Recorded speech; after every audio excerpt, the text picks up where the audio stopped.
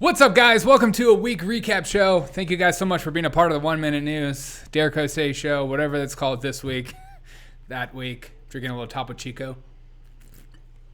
A little week recap show. I hope you guys are having a fantastic day. Let's start with some of the top stories. Famed New York City restaurants have reopened in Miami, and they're blowing it up. They're doing great out there. And so, once again, New York is slowly going down. Carbone, Morani, Red Rooster, some big restaurants, and with 150 person wait lists, and a bunch of other restaurants are trying to look to go down to Florida, which is crazy. Turner Classic Movies adds sexist, racist content warning to 18 movies, including Breakfast at Tiffany's, Psycho, Gone with the Wind, which we already remember that one, and My Fair Lady. What are your thoughts on that? I don't really care. It's better than like them just getting rid of it, because I think that's stupid. But if you feel like I'm too stupid to know what's racist when it's put in front of me, then I guess you can tell me, hey, this is racist. Joe Biden gets away with being Joe Biden, as always. Joe Biden tells NASA engineers that Indian Americans are taking over the country. I mean, seriously, he can say whatever he wants, and the media will back him. And none of my liberal friends will just be like, yeah, that's fine. But if Donald Trump said anything like that, they'd be talking about this for months. Like, see? He's racist, see? And seriously, Indian Americans are taking over the country just because they're all... And he was talking to the Mars landing people. Then he said his speechwriter is Indian American too. So like, seriously. The bill for the COVID relief is stalling. And a bunch of Democratic senators and people came out against the $15 minimum wage, which Bernie was surprised about, which I think... It's fine with making $15 minimum wage for like huge companies like Amazon or Walmart or, you know, Costco, like places that are like during this pandemic have done better than they've ever done in their entire life. Sorry, I'm making coffee. I'm not peeing. If you're listening to the podcast, sorry. That's fine. And I don't think it's okay to force companies, as always. I'm a free market capitalist. I believe that by natural that companies like that will have to raise their wages in order to get workers. So, unless, Biden keeps doing what he's doing around the border where they're doing 72-hour turnarounds for people just to get through. It's insane. But this story, I think, is huge for me, and I hope it's huge for you. The Daily Mail points out that how the pandemic widened the gap between Americans rich and poor. 40% of the upper income households are better off, but 32% of the lower earning homes are in worse financial situation, and 1 in 10 say they will never recover. And I think that's like one of the huge points that I've been like harping over constantly over this pandemic, is that the rich are getting richer and the poor are getting poorer. And so states like Texas that want to completely reopen, all these rich elite class don't like that idea because they are doing better than they've ever done. And they don't want the average common American to be able to go back to work because then that hurts their salary. That hurts what they look like, and they can't control it. And let's keep going in this story. So a new study from Pew Research Center asked Americans if they were worse off, better than last year. Among households earning $118,000 or more, 40% said they're better, and 11% said they were worse. It was the opposite for households earning $38,000 or less. 32% said they were worse off, and 22% they were better off. There's no way they're better off. I mean, come on. How $38,000 jobs are usually, working class, and so like myself, I'm currently going to school right now, and I'm working a job that doesn't pay very much, but because my hours are all over the place. And so, and yes, you can go to school and work full time. I'm doing it. It's hard. It sucks, but it's possible if you have a good work ethic. But that being said, I can't, work I have to work crazy hours. I have to work late nights, early mornings. And so I'm not better off. So I don't know how these $38,000 people are better off. That doesn't make any sense unless they're just collecting unemployment.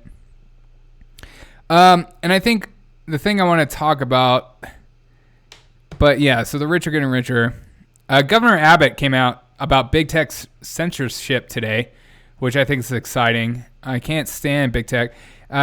People that don't know, besides my liberal friends that think I'm making this up, you cannot, before I changed my name to adding Derek O'Shea, you couldn't find me on any search engine anywhere. Even if you typed in like word for word the same thing, if you put the quotations around, they don't prop up independent news channels because they see them as all of them as false news. No matter how hard I double check and triple check what I say before I say it, I would never just like go to one source and just be okay with it. I have certain sources I think are credible, and I also read the article before I put it out because 90% of the time is the title is total, BS. It's not real.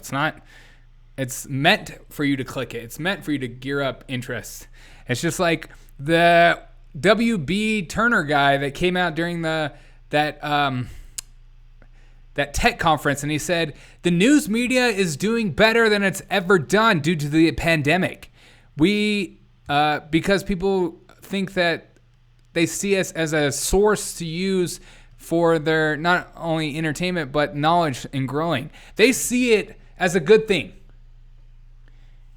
That's why they loved Trump. They pretended like they hated Trump because they wanted to stir up your emotions. They wanted you to get home and find out what Trump said so you can lose their minds with them. They're actors. Some of them are good and some of them are terrible actors, but they're paid to stir up your emotions. They're paid to make you crazy. It's not level-headed news.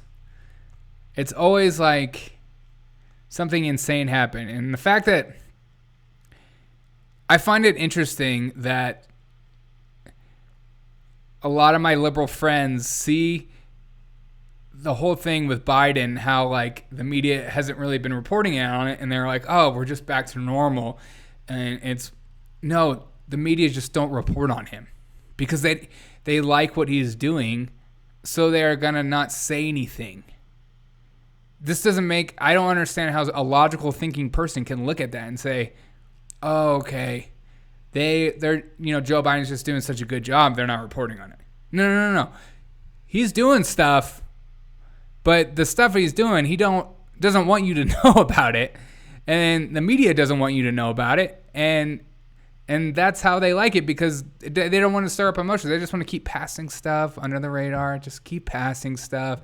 And then you just wake up and you're like, oh, man. Oh, yeah, it's time to vote for a president. Some of my friends, if you can't handle the news, like when a Republican's in power, don't watch it. Because they're going to stir up your emotions like crazy. And when a Democrat's in power, they're not going to say anything. They're going to look at everything else. They're going to focus on, like they're doing right now, Texas and Florida and how Neanderthal thinking they are. And the only reason they say that, the whole Neanderthal thinking, is that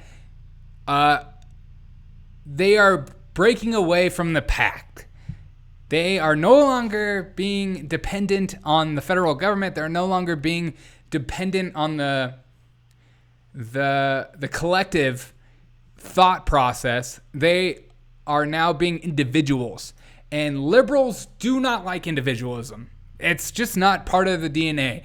The fact that some of my liberal friends think that that's part of it is hilarious to me in so many aspects, but it is not part of the DNA. The DNA of being a liberal is hold on, let me fix it.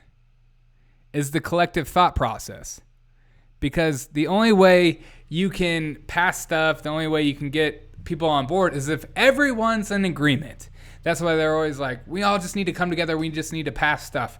because we need to all be on the same process. That's why when you see groups of people, that's why they put like Black Lives Matter, and then they added LGBTQ with that along with it. That's why they put LGBTQ in the same sentence. They're saying all these people deal with the same problems, and we all want you to be a part of it, and we also want to encourage you to vote the same because you're a part of this collective. And that's why they're also like this. All teachers think this way. And then the new one during the pandemic was all nurses believe this. Nurses say this. And I know nurses who don't say things that the media was saying that nurses say. And so they want you to be a part of the collective. They want you to feel like you're part of something bigger than yourself, and that being the Democratic Party. They love collectivism. They hate individuality. They truly do deep down inside. They pretend like they do. They want to celebrate your individuality, but in the context of the collective. And so that's like the thing I've been like really thinking about all week, is that this whole conservatism of being an individual and allowing you to make your own mistakes, that goes against everything liberals believe. And a lot of my liberal friends think that's not true. But I don't understand how you can see what's going on in the world, especially during this pandemic, and come to that conclusion. It makes no sense.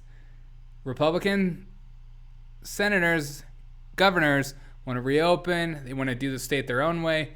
Democratic senators, Congress people, governors, all want to be a part of the collective. They want to all be on the same page. They want to open I feel like in some aspects, Joe Biden was just mad that they did it without his acknowledgement about the king's praise or whatever. That's just my thoughts for that. Let's see what Greg Abbott has to say.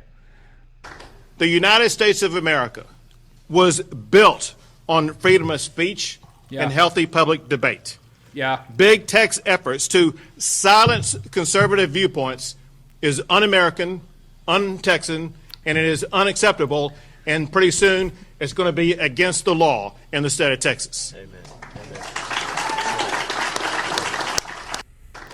This is such an interesting debate because can a private company do whatever they want? And I don't think in some aspects you can, because you can't just turn away service for a person's belief, but you can in the same instance. It's just a hard. I think a lot of my liberal friends are all like, I thought you liked free market. So I don't believe the idea that Facebook, Twitter, Amazon, because they're web hosting services, Google, they're not like a private company. They're not like this small company that doesn't have a lot of power. In some aspects, I believe these companies have more power than our United States government. And to say they don't is honestly laughable, because, when Donald Trump was in power, they're like, yeah, we're going to kick you off. You're an idiot. The main source of how people viewed and got information, they just kick him off. Yeah. And it's such a weird slippery slope, and I don't know what I think, but I think that in some aspects these should be like public utilities because we use them so much. But they should be regulated in a sense where they should be completely free. But I also don't know if they should be regulated, but I think that they need to choose whether they're a publisher or a platform. And I think that's where the debate really lies, more than should we regulate them. I think they need to decide if they're a publisher. If you're a publisher, then they're going to get sued like crazy, because you can't just get rid of stuff and put stuff in, because you're being held accountable for what people say. But if you're a platform, then you need to allow everyone on. So I don't know what I think about that. I just think there needs to be better. Conservatives should have just seen this coming and created better platforms. Parler is slow. It's not very good. It's not very fast. It's not very efficient. Gab is kind of hard to go through. And there's Minds coming out. There's Freedom Book. There's Potnegg. There's all these little ones that are trying to make it. Twitter's platform is just very seamless and beautiful and easy to use, but it's also dying, and you can tell it's dying because it's boring. I mean, there's only a few accounts that I follow that are even worth following anymore. I mean, I was on I got back on Twitter because Trump got on.